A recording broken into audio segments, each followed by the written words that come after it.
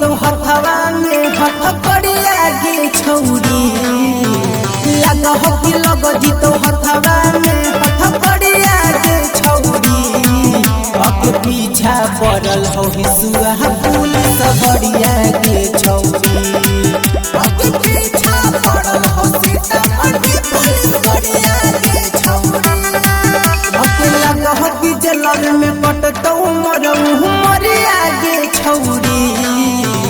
लगा हो कि जलल में कटतौ मरऊ मरिया गे छौरी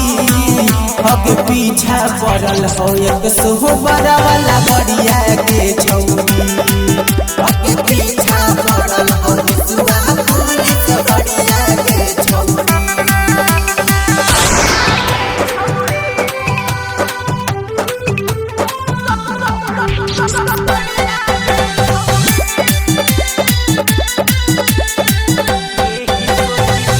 यही सोची सोची हमारा लागो हो डरवा के भाड़ा 307 हमरा पर लागल हो मोह डरवा के यही सोची सोची हमारा लागो हो डरवा के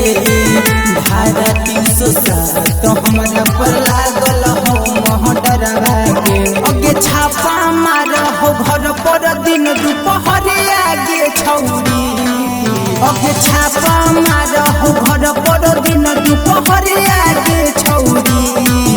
अगे पीछा पड़ल हो नवादा पुलिस बढ़िया गे छौरी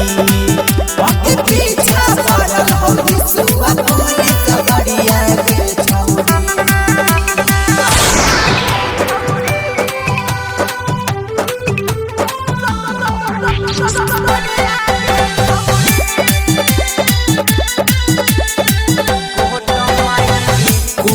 माइन रे जहल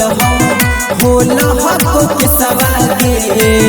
खोजो हको थाना मखमहियो बदल के हम के सवागे कोहट माई रे जहल होल हको के सवागे